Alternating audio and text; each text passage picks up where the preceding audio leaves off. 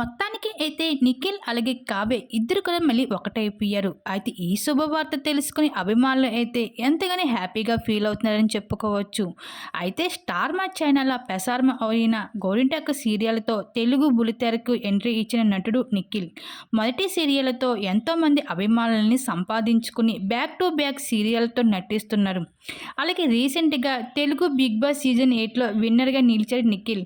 అయితే నిఖిల్ తన మొదటి సీరియల్ హీరోయిన్ అయిన కావ్యతో ప్రేమలో ఉన్న సంగతి మనందరికీ తెలిసిందే.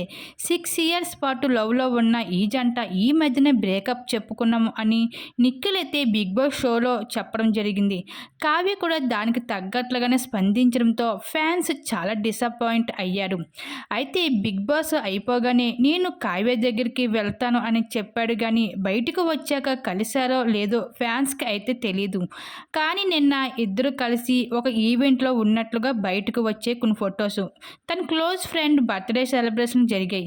ఆ బర్త్డే సెలబ్రేషన్కి సంబంధించిన ఒక వీడియో బయటకు వచ్చింది.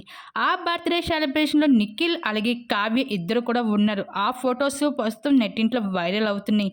ఇంకా ఆ ఫొటోస్ చూసి అయితే నెటిజన్స్ అయితే వీళ్ళిద్దరూ మళ్ళీ కలిసిపోయారు, చాలా హ్యాపీగా ఉంది అంటూ నెటిజన్స్ అయితే వీళ్ళిద్దరూ కలిసి ఒక ఈవెంట్లో ఫంక్షన్కి వెళ్ళడంతో అభిమానులు అయితే ఎంతగానో అయితే హ్యాపీగా ఫీల్ అవుతూ కామెంట్ చేసుకుని రావడం జరుగుతుంది.